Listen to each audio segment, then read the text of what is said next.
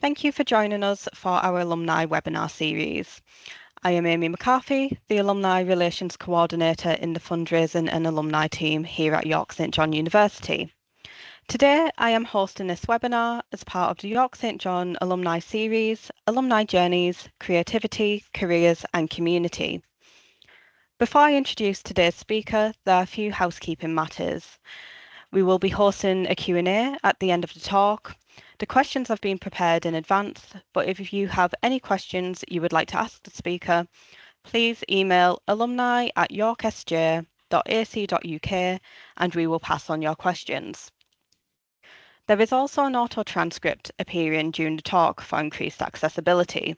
However, please be aware it may not translate perfectly. Okay, so today I would like to introduce you to John Ridley. John Ridley graduated from Ripon College in 1972 with a certificate in education. John's teaching experience has been in primary and secondary schools, and he retired in 2009 after 21 years as a primary school head teacher. John completed his MA in primary education at the University of York and completed his doctorate in education in 2010 with the Open University. John also tutored for the Open University until 2020. Now fully retired, John volunteers for the National Trust and enjoys cycling and sailing. So I would now like to pass over to John, and I look forward to talking to you afterwards. Thank you very much, Amy, and thank you for inviting me to do this webinar. Over my teaching career, I've taken a lot of photographs which are going to come in really useful today, because it's a kind of pictorial record of my work over the years. So we've got a PowerPoint set up, and to begin with, when I left Ripon in 1972, I started work in a comprehensive school where I taught art for 7 years in the art department. And the grounding that we got in Ripon was really useful and helpful here, particularly in terms of displays. So there was a particular Ripon way of displaying children's work. Here we've got some GCSE work from a 16-year-old boy, and a lot of this work was done on residential field trips, and this is fed back into the curriculum. So double mounted work, neatly set out, straight edges, something that Ripon College was very keen on. And it stemmed, of course, from the West Riding influence.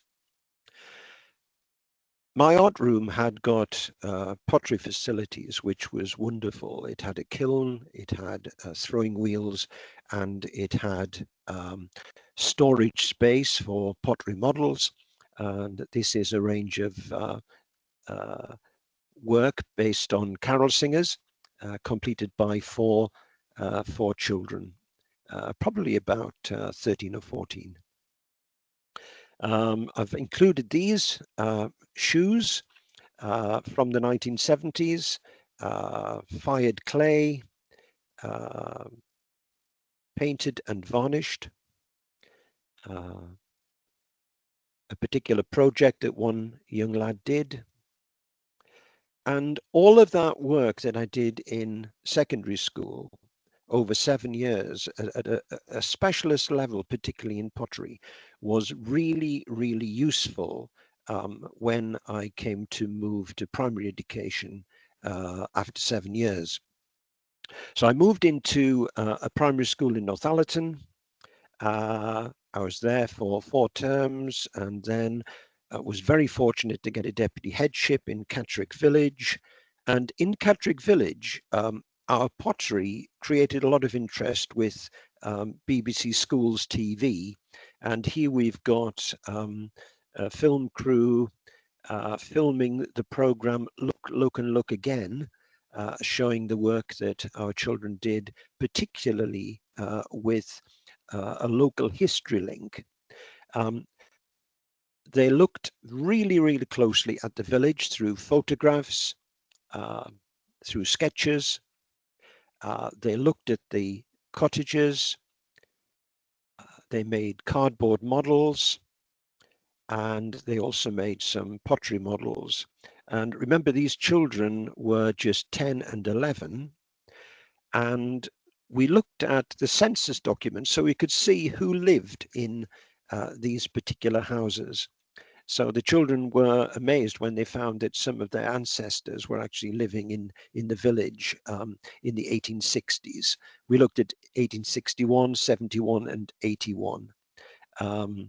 On the top right, we've got a cardboard model of part of the medieval high street, and then below you've got the chapel, and you've got the old grocers, which is the end of the medieval street. Looking in detail at some of these houses, slab clay. Again, quite unusual to see this level of work in primary school with 10 and 11-year-olds, but we must never underestimate what they can do, and they produce some brilliant results. These are not glazed, they're fired, they're painted, and they're varnished, so we could get the actual colors of the stones. These are so accurate, you could carry these models around the village, and within no time you would identify the cottages that the children had been looking at. So art figured really, really prominently in my work in primary school and secondary school, as also did outdoor education. And I was extremely lucky when I went into my comprehensive school based at Catterick Garrison. As a young teacher, I was taken under the wing of the head of PE, a wonderful guy called Chris Booth, who did a lot of outdoor education, and I joined him on many expeditions. So we would take children to a centre on the North York Moors. We would give them camping equipment and cooking facilities, and we would set them off with map references and some help, and they would have at least one overnight camp. Here we are on Filingdales Moor, having a lunch stop. We went in a variety of weathers. I love this picture because it looks really bleak. The children, the lads, probably about 14 or 15, are ready for a walk in the snow. It's not as bad as it looks. That was a bit of a snow flurry when we took the picture. We did things like shelter building and spent the night in some of these shelters. Very exciting, wonderful stuff. And most of it was based around the North York Moors in a valley called Great Friapdale. And there was an old school there where the teacher's house had become accommodation. The classrooms were dormitories, and of course there was a kitchen as well. And I used this centre throughout my primary teaching. Here we've got a group from Northallerton, and on the ridge behind them is Walker's Plantation.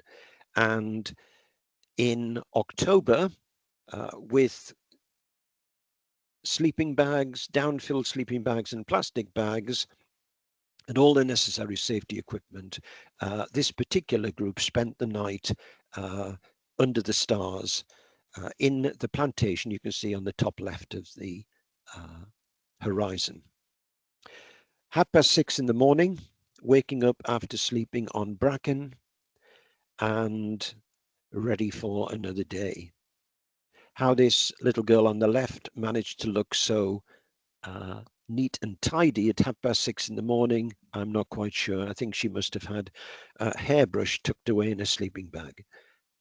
That night, while the children were sleeping, a tawny owl landed on the wall above my head and just silently sat there looking at this group of children in their sleeping bags, fast asleep.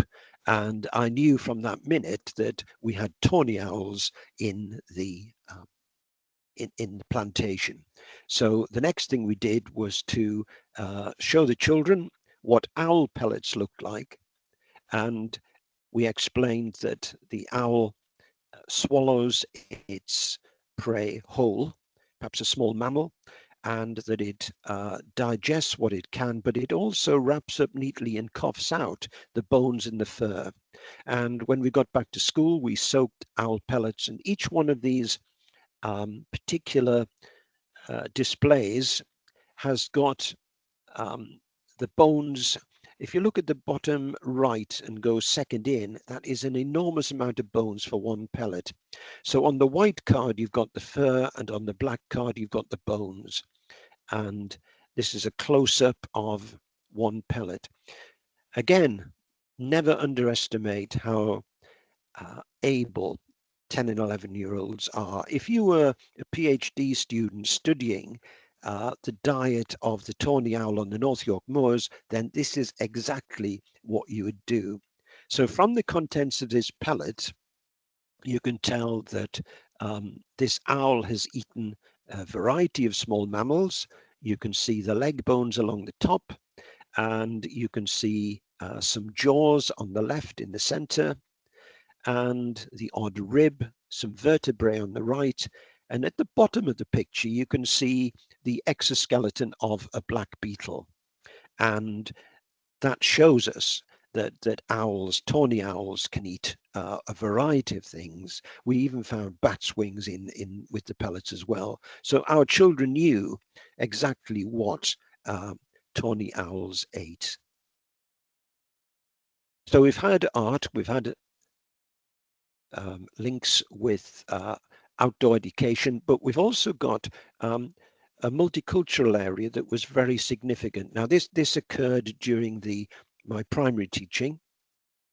North Yorkshire asked us if we would expand our religious education simply from teaching about Christianity to including a whole range of religions such as Judaism, Islam, Sikhism, and so on. And I wondered how to do this. I didn't want to bore the children with lots of textbooks. So I got in touch with my friend Derek, who had been at college with me. And I left and went north. He left and went to Birmingham. His school was in central Birmingham in a place called Smallheath. And we decided that we would make links between our two classes, and that the children would write to each other, send videos, send recordings, and eventually meet up with each other. And this was something that the Mail on Sunday took up in 1984. It was kind of unusual for schools to do this at that time, and their banner headline was "Playtime Power, Breaking Down the Barriers of Race." And it shows our first visit with just four children. That was as many as I could get in my car for the first visit. Derek reciprocated, and then we went on to have class visits. And here is a group of Catterick and Birmingham children who are pen pals. The Catterick children are showing the Birmingham children around the village, including the church. And then eventually we returned to Birmingham, and we had similar visits around Smallheath, and the children were taken home to the pen pals' houses for their evening meal, and were treated with all sorts of gifts. And when the girls came back to get on the bus to return to Catterick, first of all, I didn't recognize any of the girls because they'd been given Pakistani shalwar and kameez, so they were dressed in Asian costumes. They'd lost their school uniforms. They were dressed in Asian costumes, and the boys were all carrying copies of the Quran, which had been gifted to them, with the strict instruction: never ever put it on the ground, because that is disrespectful. It has to be always on the highest shelf. And I thought, what a great way of learning about Islam. After running this program for about 3 years, we had an amazing trip. We had 12 children from Birmingham and 12 children from Catterick who met up on the station platform at Darlington, and we had 5 days together on the North York Moors, staying at Danby Fryup. And there we are. They've got their pom-pom hats on, Aston Villa hats. Everybody on the trip had one of those, so we could identify them when they were out in a group, say, at Whitby. And it also made them feel as if they were part of the same project. It was a wonderful trip, enjoyed by everybody. In 1988, I'd just become a head, and it just happened that the 1988 Education Reform Act began. So I started life as a head in a small village school, and we were faced with probably the greatest piece of, or the largest piece of legislation that affected teaching at that time, and it brought in the national curriculum, Ofsted inspections, testing for primary pupils, local management for schools, and more parents on governing bodies. And it was a kind of watershed because it separated what had gone before with the great changes that came afterwards. I hadn't been at Middleton Tyres very long as a head, and I had a parents' evening, and it just happened that one of the parents, who I had not met before, had 2 little girls in my class, and his name was Dr. Colin Richards. He just happened to live in the village, and he was second in charge of Ofsted. His only senior was the late Chris Woodhead. So he arrived, he was there present at my first parents' evening. And I remember him flicking through the girls' books, and he commented on the number of ticks, which he thought was great. He also commented on the smaller number of crosses, and he said very simply, she's got a lot of ticks, so she's doing well. There are a number of crosses which suggest she is being stretched. So really, I'm quite happy. And I thought, well, if only Ofsted had been as straightforward and simple as that. So I was there as head for 21 years in a Victorian school. In 2005, this new building was opened, and our school had grown from 52 pupils to around about 150. So this opened in 2005. Beautiful setting, built on our playing field. And right next door, the icing on the cake was this wonderful multi-use games area, the size of 2 full-size tennis courts. And that was part of the school, floodlit, and also for use with the community up until 9 o'clock most evenings. So I began in this Victorian school on the hill with 52 pupils. When I left, the school was still growing. It's now part of an academy, and it is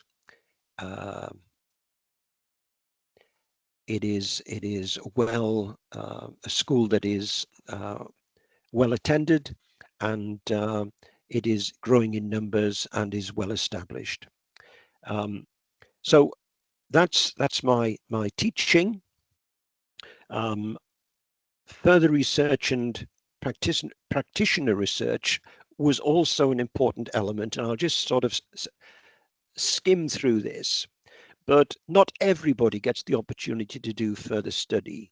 And in my case, I was very lucky to be able to do an MA with Rosemary Webb at the University of York, and that was a primary education MA. I really enjoyed that. That was part-time over 2 years, and I got a real taste for educational research from a practitioner's point of view. And I was in my 40s when I did that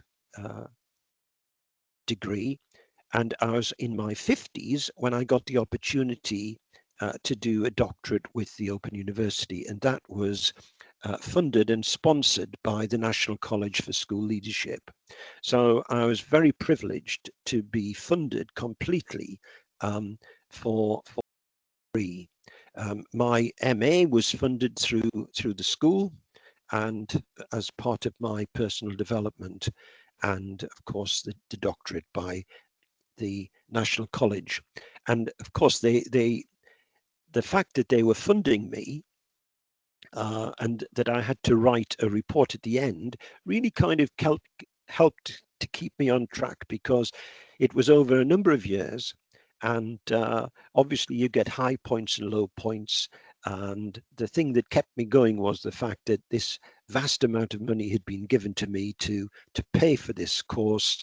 Um, the uh, the end product, as far as the National College was concerned, was a research associate full report, which was published in 2011, and that was made available to all schools and um, is actually on the websites. So that is available nationally and internationally for anybody who wishes to read it. The doctorate, which is also available online, looks at teachers' CPD and the way that that has changed since the 1988 Education Act. So that was a great experience, and I would certainly encourage anyone who gets that opportunity um, to look at some further study. I retired in 2009, and in 2010 I worked part-time with the Open University and really enjoyed that. I particularly enjoyed teaching at York St John in the De Grey block, and there was something rather nice about coming back there, even though I'd been at Ripon. And I would teach online. I'd also have lectures in university buildings. I taught children's literature for 10 years. It was a third-year module, and loved doing that. So 1 minute I'm looking at teaching in the primary school. The next I'm looking at students who are working out academic arguments and analysing literature. Very, very interesting and very rewarding. And one of the most rewarding aspects was, of course, attending graduations and seeing your students get their degrees.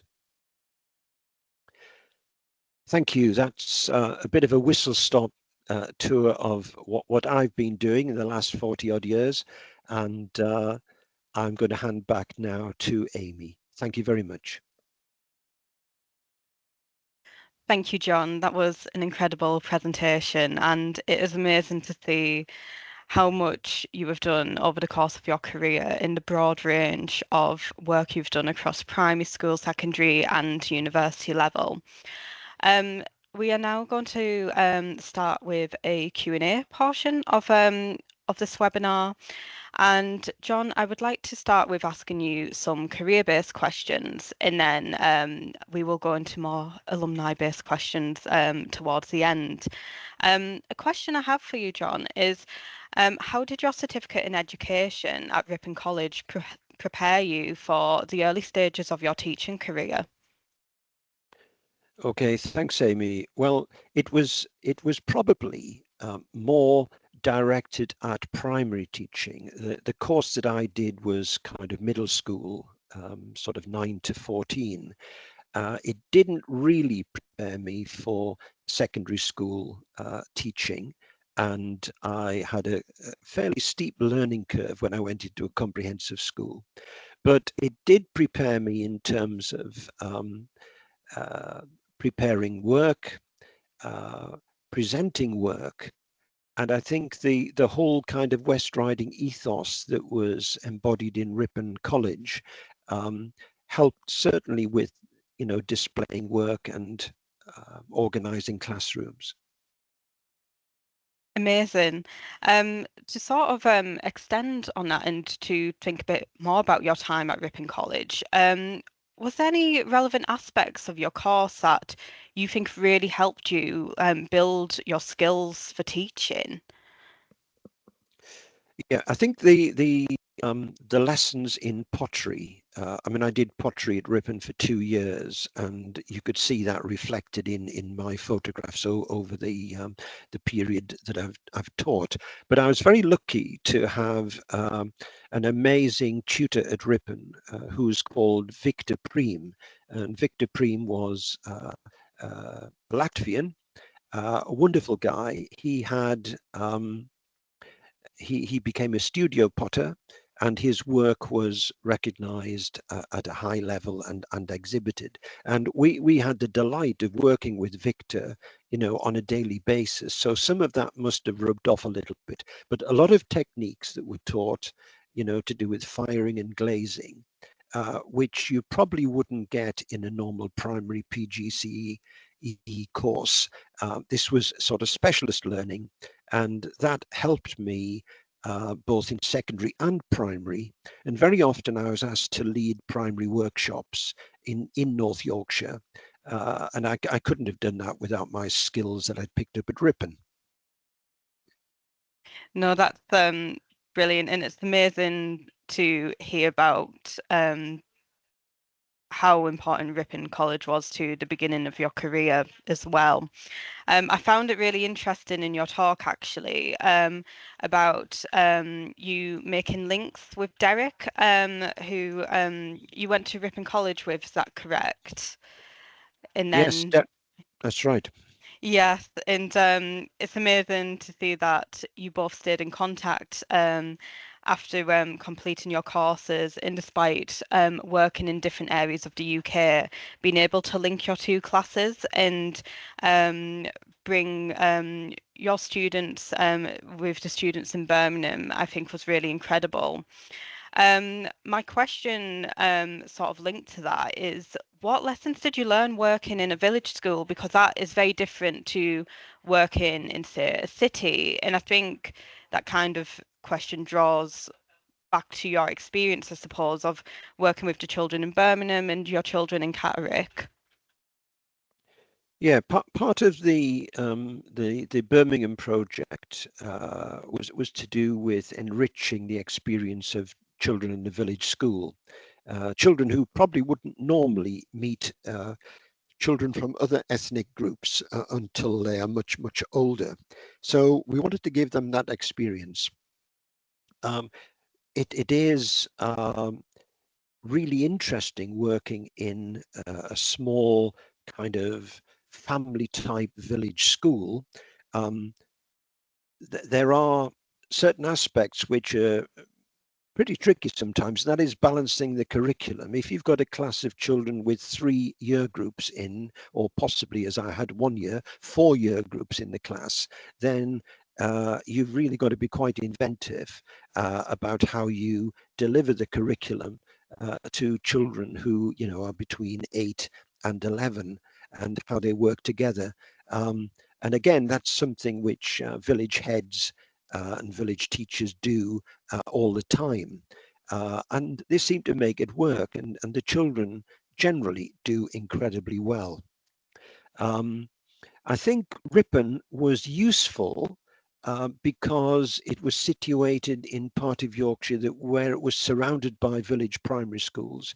And I can remember going to my very first visit to a village primary school, which was let's get it right, it was up in Nidderdale, and it was very near Pateley Bridge, and it was called Summer Bridge, a lovely village primary school with about 3 classes.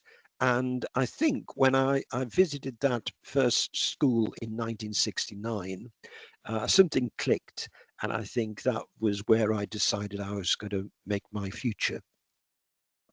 That sounds brilliant. To add a follow-up question to that, actually, what what advice or recommendations would you give to somebody who, say, teaches in a village school and has to balance students at multiple levels and make sure that everybody is taught fairly and equally? Because that sounds very challenging. How did you overcome that? Well, Ripon embodied a kind of ethos of child-centered education, and I think if you kind of keep that at heart, that the children, the individual children, are the important people in that room, and children operate at different levels. Um, and I think it's making sure that you meet the needs of every child, irrespective of which year they're in. And we tended not to teach in blocks. So if an able younger child was able to work at the same level as an older child, then they'd be grouped in ability groups rather than strictly in year groups. And that somehow seemed to work. That sounds great, and that's a really interesting perspective to hear. Um, I would like to move on to a question about your time as a head teacher. So, what did you find rewarding as a head teacher of a primary school, and what were the challenges of being in a role like that? Okay, well, there were all sorts of challenges, and I mean, one of them was very much to do with the fluctuation of numbers. It wasn't until the later years when the school, uh, became a primary school with more than 100 pupils that the class system seemed to be more secure. But we were always trying to sort of balance our numbers and class sizes, and sometimes um, we had to be very clear with families that this is how it works. We can't move your child up into the next group because that group is too big.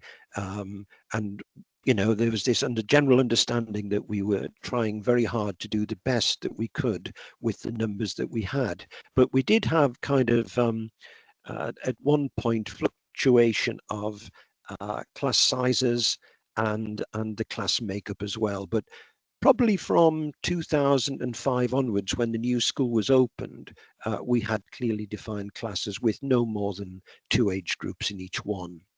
Um, so that was a challenge.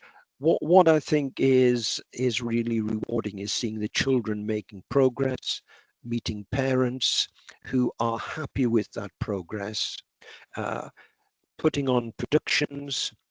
When our school was small and we didn't have a hall, we used to take our children to the Georgian Theatre in Richmond, where we would do our Christmas show. And that was two performances, packed out every night. And that was a wonderful experience. Maple dancing on the village green, sports days and school fairs, all of those occasions were wonderful and I have happy memories of. They sound absolutely lovely. The idea of the Christmas show in the Georgian Theatre in Richmond just sounds absolutely incredible, and I could imagine was such a highlight.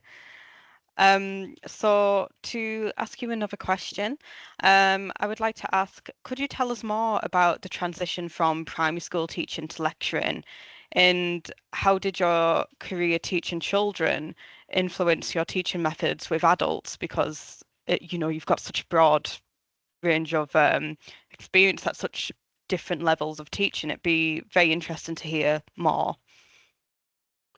Thanks, Amy. Yes, that was quite a step for me to move 1 minute from primary school, where the oldest pupil would be 11, into the world of adult education and higher education. And I really enjoyed that. And at the heart of my teaching with the Open University was this idea. Uh, I'd used a child-centered approach in primary school, and I basically used a student-centered approach with the Open University. And I found out where the students were, the levels that they were on, and we tried to, work with them at that point, always involving them very much in the lectures. The lectures were more like discussions. done lengthy lectures, and the work that the students did was obviously analysed. And the way we work with the Open University is that there are set lectures during the course, but it is the students' TMA, their tutor marked assessments, which, if you like, are kind of the source of the learning, because there is extensive feedback. And my job, just as feeding back to children in primary school, is to give these adult students the necessary feedback which will move them on further on with the development of their work in that particular subject, which in my case was children's literature. So there are close parallels between working with children and working with adults, and I think keeping students involved and interested, and encouraging their lively enthusiasm for the subject is really important. I think that's great advice, and it's really interesting to hear how the ethos you created during your time at Ripon College, with your approach towards student centre, your student centre approach, and applying that from primary education all the way up to lecturing and teaching adults. I think that's incredibly important and amazing advice. To move on to sort of advice, I suppose, I have a few questions for you about what advice you would give to our current students. So, my first question for you is, what should students do to make the most of their placement time during their degrees? Okay, school placements are really important, and I think if you can involve yourself in the life of that school somehow, attend concerts, perhaps join one of the after-school clubs, do an outdoor education trip if that happens whilst you're there. So all of those elements are really important to stretch yourself beyond the classroom. So really, my advice would be, really get involved in the school and enjoy that. I think that's really lovely advice. And to sort of follow on from that, I would like to ask you, what advice would you give to a newly qualified teacher, someone who is in the very early stages of their career? Okay, I would say enjoy your teaching, and your pupils will enjoy their learning. And remember that what you have learned at college or university is probably just the beginning of whatever's going to happen afterwards. I had no idea when I was in my early 20s that I would go on in my 40s and 50s to do other things as well. So yeah, it's finishing college and starting teaching isn't the end, it's really the beginning. So my advice would be enjoy your teaching and your pupils will enjoy their learning. I think that's some great advice.